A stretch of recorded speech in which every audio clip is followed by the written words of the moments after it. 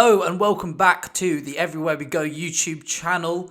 Here we are going to discuss draft FPL tips, looking back at game week 26, reviewing the games that happened and see what teams and players have been performing really well to get them in to win your game weeks. So let's kick things off. But where else? By Liverpool absolute thrashing and thumping Manchester United 7-0. Now, last week I spoke about the Liverpool defence, how they'd been keeping clean sheets. They kept another one this week. Virgil van Dijk and Konate were the two that I tipped to be starting as centre-backs, and they did just that, and again came through.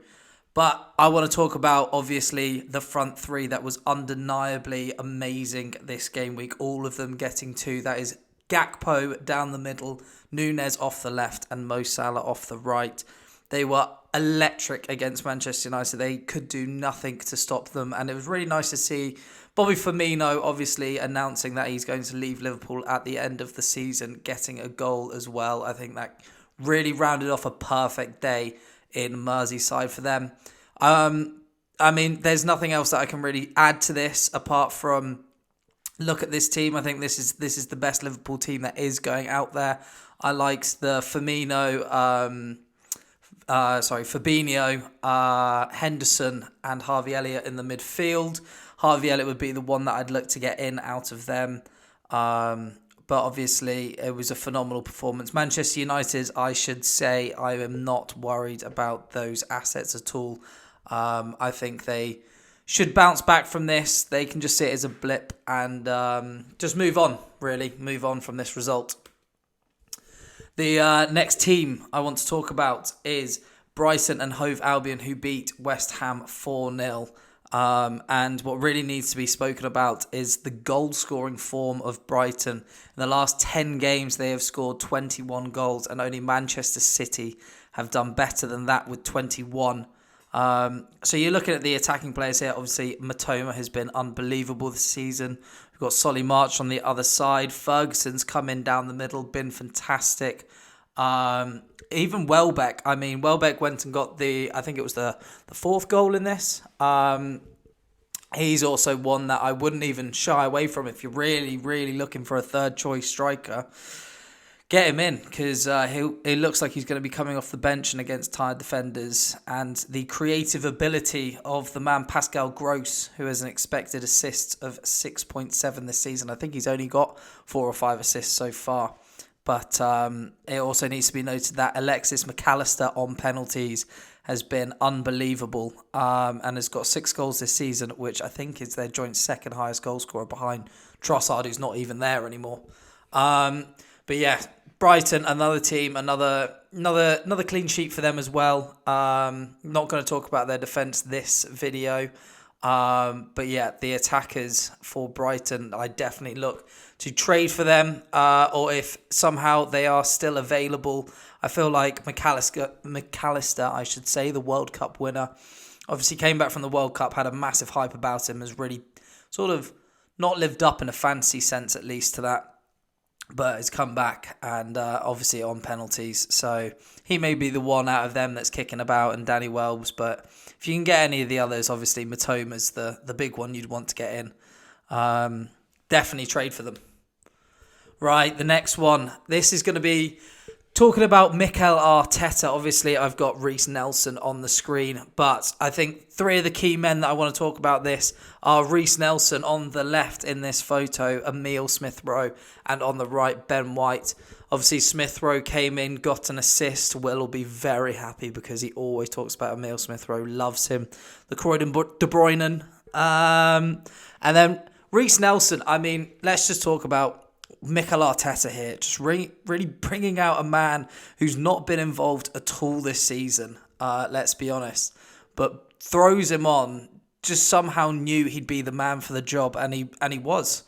You can't argue with that. He takes Tomiyasu off, gets in Ben White, who's on the right-hand side of the screen there, gets him in, he scores as well.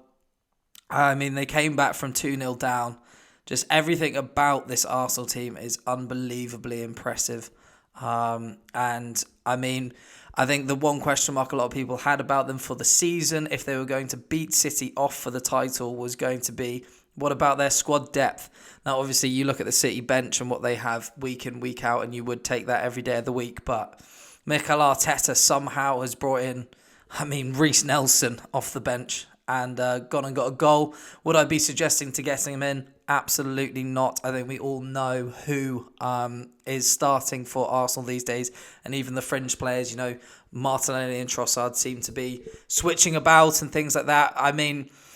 Zinchenko seems to have that left-back spot nailed, especially with rumours that Kieran Tierney's going to maybe be up for sale at the end of the season. Ben White coming on for Tomiyasu, 2-0 down. I think that shows who is the number one right-back choice as well. So we know who Arsenal starting players, but even these fringe players, I would recommend getting in or trading for them.